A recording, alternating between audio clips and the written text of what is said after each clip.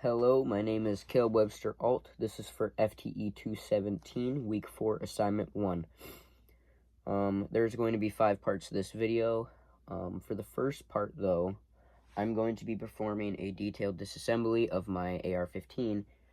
I'll be doing that off camera just to keep things quick, but to show you the rifle in a assembled state, here it is.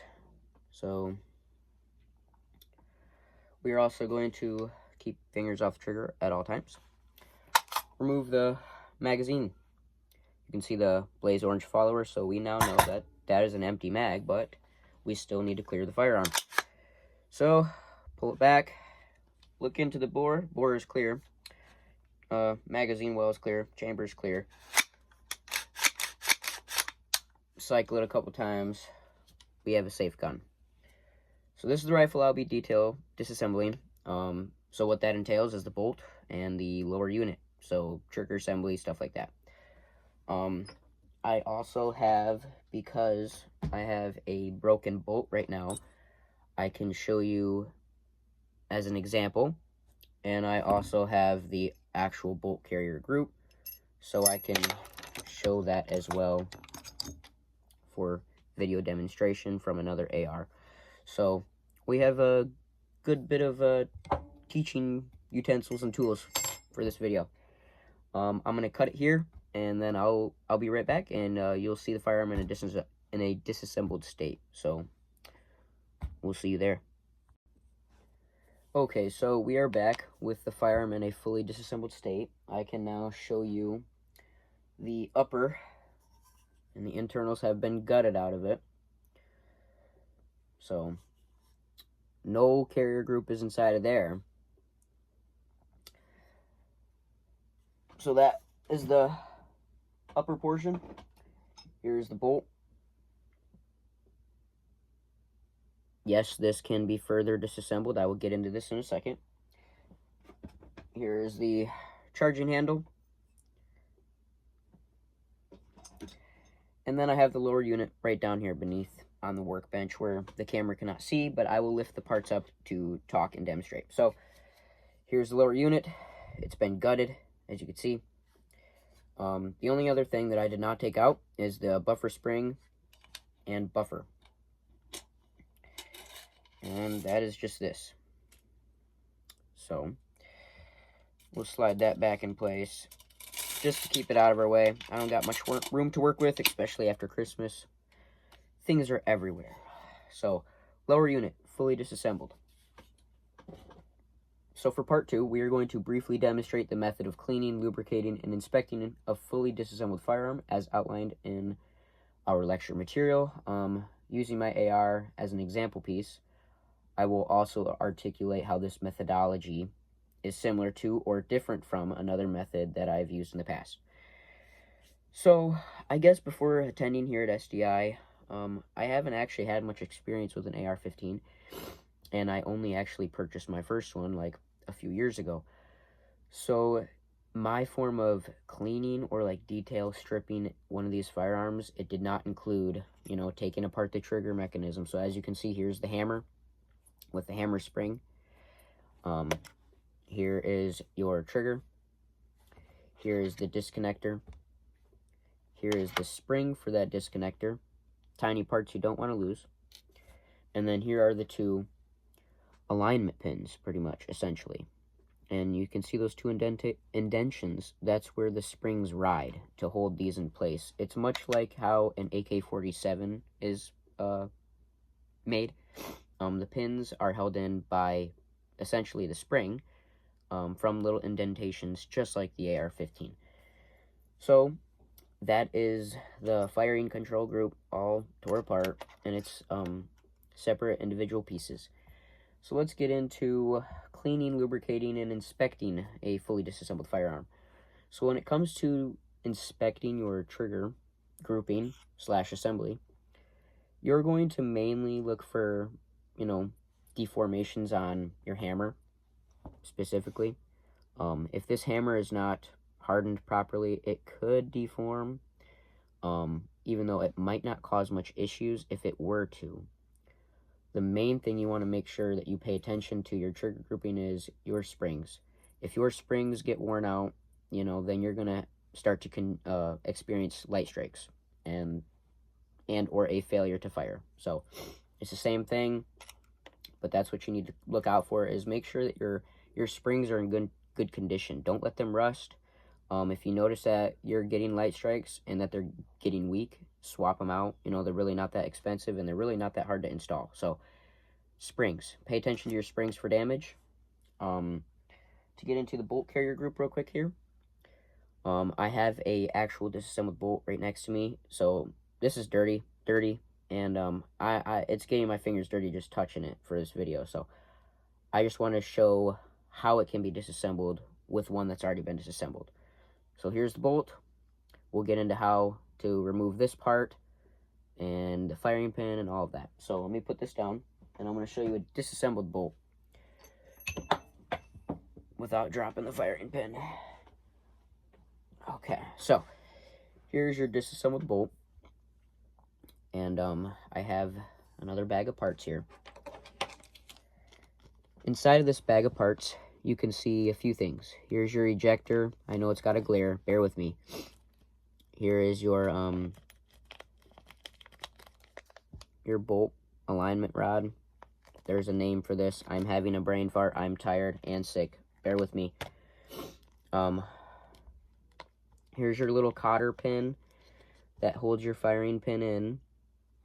And then you have your little ejector roll pin, and you have your extractor roll pin. Sorry. You use a 1/16 inch punch to remove these components, minus the little cotter pin, which is placed inside of here. You're going to use any type of device. It really doesn't matter. Just something that's not going to nick and mar up the metal. You're just going to grab something. I like to use like a little hook or even a pair of tweezers or something. And you're just going to grab that little cotter pin and slide it out. What that's going to allow you to do, it's going to allow that the firing pin to slide out the back. And that's also going to allow you to start to mess with things up here. So let's look at one that's already assembled.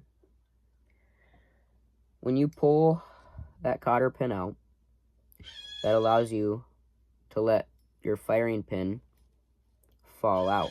And when that happens, that of course comes out of here, which then allows you to pull that out.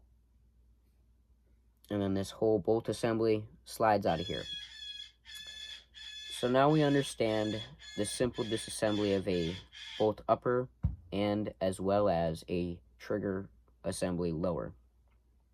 Let's get into where you should be focusing your time on cleaning and lubricating. So let's put this aside, and let's just focus on this for a minute here. Same thing with an engine. Engines got cylinders, they got gas rings. You need to make sure that that is lubricated. This is a cylinder inside of here, like a piston cylinder essentially, and that has to be properly lubricated. You always want a thin layer of oil inside of that cylinder so that you don't damage your gas rings. These are gas rings. Just like on a piston, this creates compression essentially, and it allows the rifle to function by recycling the gas from the exploding cartridge. So make sure your bolt is always well oiled, and as well as your bolt carrier group. In more specific areas, you're going to want to apply oil in these vent holes here, any hole as well back here. You can apply oil along where the bolt rides inside the receiver. So apply oil here. How I would do it, I personally believe this is a chunk of metal. A chunk of metal should be coated in oil, at least a light film. You want a light film on all these parts for this rifle to continue to function reliably and properly. There's a huge misconception that AR-15s can run dry. No, they can't. It's not good for them. They don't like it, and just don't do it, you know. So make sure that you properly lubricate the bolt in proper areas, especially down here. Lube your rails, all of that. So That's basic lubrication for the bolt here. And for your trigger housing / assembly, same thing goes here. You're not going to really find corrosion on the trigger or corrosion on the hammer as much as long as you're taking care of it. But what you really want to pay attention to are these little springs in here. Pay attention to this little spring. Pay attention to these springs. You got to make sure that no rust is forming on these. Keep them clean, keep them lubricated, and you shouldn't have a problem.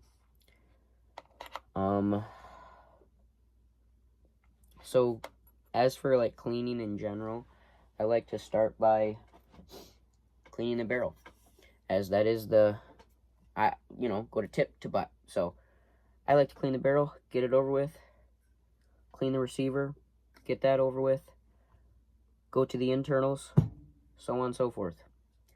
It's a process, and I follow it every time. Everybody knows how to clean an AR. If you don't, you could find a video on, YouTube, anywhere. It's pretty basic stuff. I don't know if I'm going to pronounce this properly, but IOSO, it was in the textbook. IOSO is a company that makes specific cleaning kits for AR-15s, and I actually will most likely be investing in one just because the gas tube brush alone is pretty unique, and it's a good thing to be able to clean your gas tube out. So let's wrap part 2 up here. As outlined. So yeah, I haven't really done much different. I clean the same way, upper wise. If I were going to if we were going to detail strip the lower unit and trigger assembly for cleaning purposes, I would definitely utilize things like aerosol can sprays, brake cleaners, just to really strip the grease, get all the gunk and crud out, and then re-lubricate it with another form of aerosol, but oil. Also, another thing that I think would be handy is an air compressor, just to blow out everything, blow the whole lower receiver out. There's really not much that could go wrong inside of here. So as long as you clean it out thoroughly, get all the gunk out, get all the crud, dirt, whatever, depends on the environment you're shooting in. Get everything out of there. Use things like aerosol cans, use things like brushes, use things like compressed air. You can get this thing clean as new. So that's how I would clean and lubricate the lower. It's very simple. In my opinion, it's probably more basic than tending to your bolt carrier group. So, and you're not going to have to do it as often. You really shouldn't have to. If your lower unit or lower assembly for your receiver is getting that dirty, then you're probably just shooting some really dirty ammo or shooting in a desert or something on the ground. So you're not going to be having to clean your lower unit too much, but you should clean it every once in a while, at least, once a year maybe. Okay, so for part 3, explain how you can educate a customer to spot and avoid ammunition-induced malfunctions. Which AR platforms are more susceptible to this and why? What damage and or injury may occur if these principles are not understood? So, to understand if you're dealing with an ammunition problem, like malfunction-wise, it can sometimes be hard to diagnose if it is an operator issue, if it's an ammunition issue. But for some very basic things to look out for, if you're having failures to extract, or stuff like that, failures to fire, failures to extract, then you could most likely start looking into, hey, could it be the ammunition? How to deal with that, though, if you're getting bad ammo and it's causing malfunctions in your rifle, look out for things like water damage. Look out for things like overpressuring. Squibs. Squibs are really bad. If you get a squib load, that's an under pressure round and it got stuck in the rifling, that could cause a very bad catastrophic failure. It essentially creates a bomb if you were to shoot another round without knowing that there was a squib. Pay attention when you go to your local Dunham's or sporting goods store or whatever, and you're hand-picking ammo and you're purchasing things that you're going to invest your hard-earned money in. Pay attention to the packaging. that's just one thing I really like to pay attention to. If the package isn't damaged in any way, if there's no missing tape from previous customers messing with the box, look for warping, look for bubbling on the cardboard, look for smudged letters, look for water damage. If the box has any form of damage at all in the box, don't buy it. On each box, there's a date along with a manufacturing number. So as long as you can record that manufacturing number, take a picture of that, document it however you want, email the company, tell them your problems. Tell them that, hey man, this ammo is trash, and this specific, production of ammo probably has some issues. Notify them, and they should just replace your box of ammo for you with hopefully a box that's not been exposed to water damage or other things. Sometimes factories do mess up. They underpower loads, they overpower loads, and bad things happen. So just be careful, Don't buy cheap ammo. If you're going to buy ammo, buy something that you can rely on and that you know is going to work, and it's been tested over time. As far as which AR platforms are more susceptible to this, obviously, pistol caliber carbines for AR platforms are fairly susceptible to this, especially because a pistol caliber carbine, say we have an AR-15 that's chambered in 9mm, well, you don't have a direct impingement system anymore. That firearm is more reliant upon that cartridge working. For example, if it's going to be an underpowered load, you're going to get a squib as well as maybe a failure to extract. So that's when it's more susceptible in that type of AR platform. So I think we're wrapping up part 3 here. So let's go on to part 4. So it says, as a gunsmith, should you train your customers in proper shooting principles, including grip and stance? How I look at this, I don't like to sound like a professional. I don't like to sound like a genius, and I do know that I am an informed person in firearms and stuff, but I don't feel like it is my job or my standing point to tell someone how to shoot or grip or stance. I could, of course, as a good gunsmith, I could give tips and pointers. I could show them the right way. I can show them the right direction. I could point them to someone that could give them proper firearms training. That's what I think as a gunsmith should do. A gunsmith is not there to tell you how to properly hold a pistol. You can. That'd be very nice of them. But it's just not in their job description, and I would much rather hand that information to somebody, give them a phone number, give them an address, give them a course that they can go to and learn how to properly hold a firearm and do it properly. For part 5, it says, describe why it is important to understand firearm and accessory operation prior to attaching any accessories to a firearm. Give a specific example of when this understanding would be applicable. So before SDI, I have never really used optics or even accessories on firearms. I grew up shooting very basic rifles and shotguns, so Elmer Fudd shotguns, break action, AK-47s, little cheap 22 revolvers, we didn't have firearms that you could just have all these accessories onto. So growing up and getting interested in this side of the world of firearms, I had to kind of learn all of this on my own. And through the SDI, we had a course about ring lapping. Ring lapping is awesome. That just makes sure that when you're installing a scope on a rifle, that the rings that come with it or that you buy separately are properly aligned. I think that understanding how attachments work and how to properly attach them to your rifle, it's very important, because if you don't know, then you could install them very incorrectly, and when you go out to test your accessories and or optics, you could be very disappointed. I don't have any personal examples as to these types of experiences, but I can say that it is very true and that you should definitely learn what you're doing before you just start attaching these things to your rifle. For example, I guess, I do have a personal example. M-LOK. I've never used M-LOK before this rifle. So when they sent me an M-LOK rail, I of course bought a Magpul foregrip. So I had to learn M-LOK.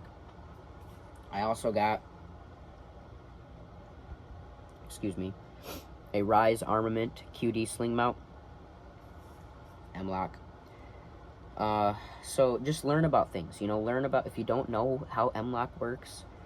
At first, to me, it was a very confusing thing. I didn't quite understand it, and then I watched a couple videos, and most videos that people make about M-LOK, they're extremely confusing, and it makes absolutely no sense.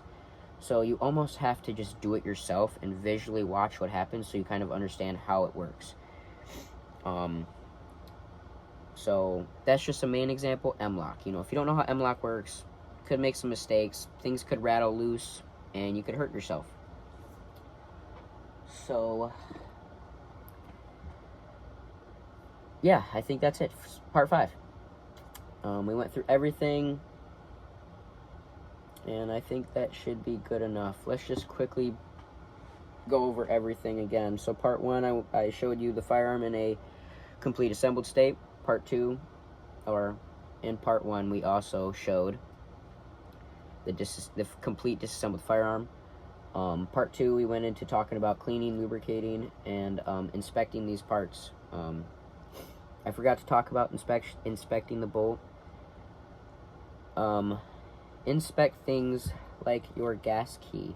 You can do simple tests by making sure your bolt is pulled all the way out, resting it, and letting it stand in place. Mine's going to tip over. My house is not completely level, but if that bolt doesn't, go inwards just from the weight of the carrier group, then you probably got good gas rings still. So that's just one test you can do for the bolt. For your gas key, make sure that your screws aren't coming loose. Make sure this doesn't wobble. That would be bad. Look for excessive wear on your rails. If you have uneven or excessive wear on your rails, then that could be definitely noted. Maybe your spring from your hammer is just a little too strong and it's pushing up on that bolt carrier too hard and it's making it have an uneven wear. So that's just a couple things real quick on your bolt carrier group to inspect. This is why I go over stuff. For part 3, we explained how you can educate a customer to spot and avoid ammunition-induced malfunctions. Really, the best I could say is you have to fully understand cycle of operations. Know how to diagnose that type of stuff. Know what to look for. For part 4, as a gunsmith, should you train customers in proper shooting principles? I believe that as a gunsmith, you can, of course, give tips and tricks. You can guide them in the right direction, but I definitely believe firearms training is a completely different thing. So, for part 5, describe why it's important to understand firearm and accessory operation prior to attaching any accessory to a firearm. So yes, if you want to go out hunting and you want to hit the deer, you got to know how to properly install the scope. You got to know how to adjust that scope, so on and so forth. If you want to attach M-LOK attachments, you got to understand how M-LOK works. So that is it. I'm going to wrap it up here. We have a 21-minute long video plus, and this is only a 7-minute requirement. So this is a pretty informative video. We talked a lot, so I'm okay with it. And that is it. So thank you very much, and we're going to end it here.